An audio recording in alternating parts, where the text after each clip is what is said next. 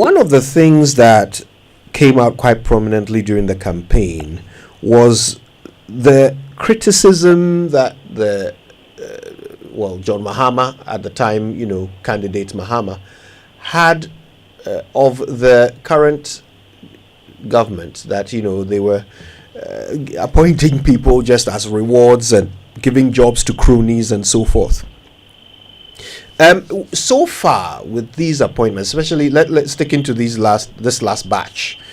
Do you see that it is a matter of fitting, the right and competent and the most meriting candidates to the right portfolios? When you look through the list, does it look like the president is sending qualified people to each of these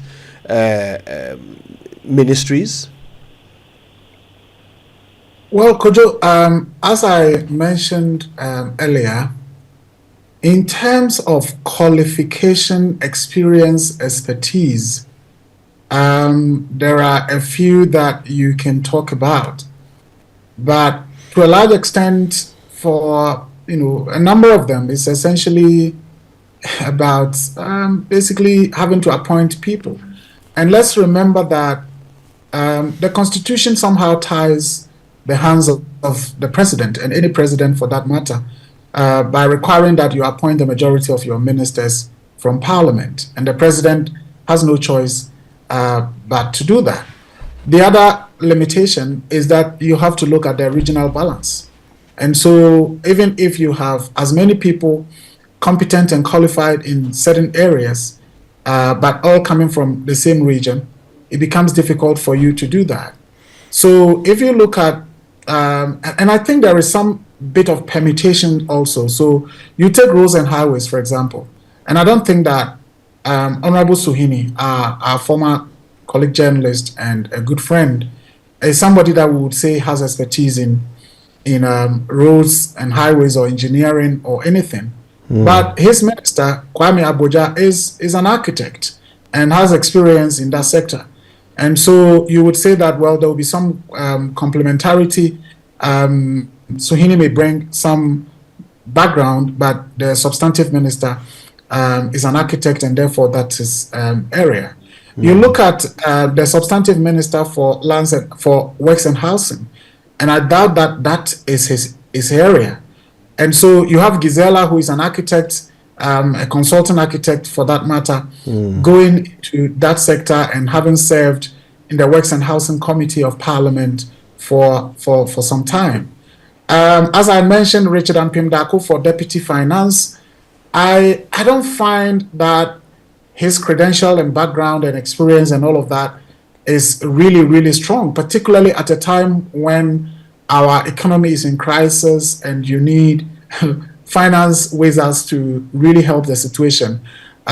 He was one time MCE in the Sujaman district. After that, as I mentioned, essentially served on the Budget and Finance Committee of Parliament and serving as the finance person for the Interministerial Committee on Decentralization. Now, you take, of course, Justice Rimsai is really, that's his field, and you cannot take away anything from him. One of the MPs who was named nominee for public sector reform, it's quite curious. I know her a bit. She comes from my area. She's the MP for Timpani, 52 years, and formerly a nurse, and she has LLB.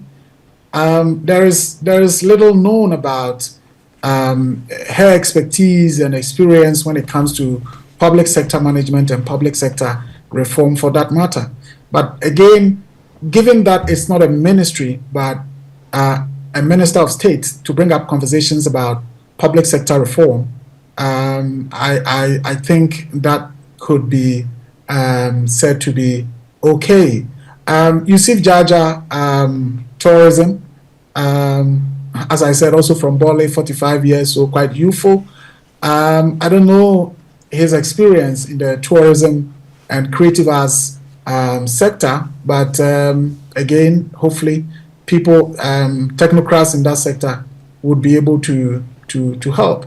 So it's quite difficult to say the people we are seeing. Of course, Kojo, you know, Honorable Clement Apak is one person who has been very, very vociferous on the education sector and has served as deputy ranking and I think at some point ranking on the Education Committee of Parliament. Yeah. So he is somebody that is certainly very well qualified, and his substantive minister, Honorable Haruna Idrisu, I don't think you would say has a background in education management in the education sector, but Apak used to be a lecturer, a university teacher, and has been quite, passionate about issues of education. So that's, again, maybe pairing some two people for the education sector, and hopefully they will be able to work together in a smooth way. So in some areas, yes, you see people being appointed with good expertise, but in other areas, I think it's really about maybe the president knowing them, having worked with them, and knowing that in terms of managerial skills, they can be competent for the sectors they've been appointed to.